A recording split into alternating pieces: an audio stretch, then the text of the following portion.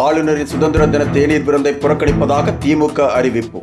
காங்கிரஸ், விசிக, மதிமுக, இடதுசாரிகள் ஏற்கனவே புறக்கணித்த நிலையில் திமுகவும் புறக்கணிக்கப் போவதாக அமைப்பு செயலாளர் RS பாரதி அறிவிப்பு. அரசு கலந்து கொள்வது குறித்து முதலமைச்சர் முடிவு செய்து அறிவிப்பார் என்றும் தகவல்.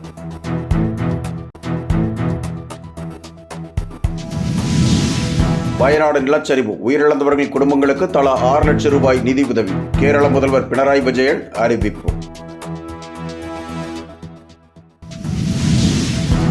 டெல்லி முதல்வர் அரவிந்த் கெஜ்ரிவாலுக்கு இடைக்கால ஜாமீன் வழங்க உச்சநீதிமன்றம் மறுப்பு.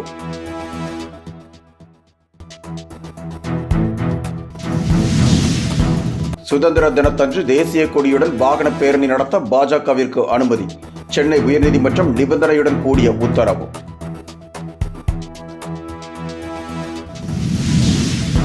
குரூப் 2 மூலம் தேர்வு செய்யப்பட்ட 180 பேருக்கு பணி நியமன ஆணைகள் சென்னையில் முதலமைச்சர் மு க ஸ்டாலின் வழங்கினார்.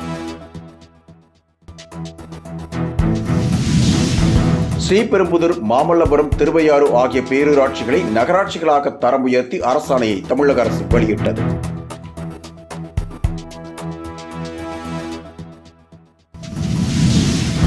தர்மபுரி அருகே ராமக்கால் ஏரி பகுதியில் எலக்ட்ரிக் ஸ்கூட்டர் திடீரென்று தீப்பிடித்து எரிந்ததால் பரபரப்பு.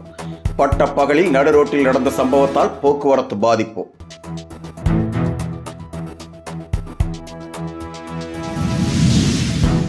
காஷ்மீரின் தோடாவில் தீவிரவாதிகள் நடத்திய துப்பாக்கிச் சூட்டில் ராணுவ அதிகாரி வீரமரணம். தோடா பகுதியில் பதுங்கியுள்ள 4 தீவிரவாதிகளை பிடிக்க ராணுவத்தினர் தீவிர வேட்டை.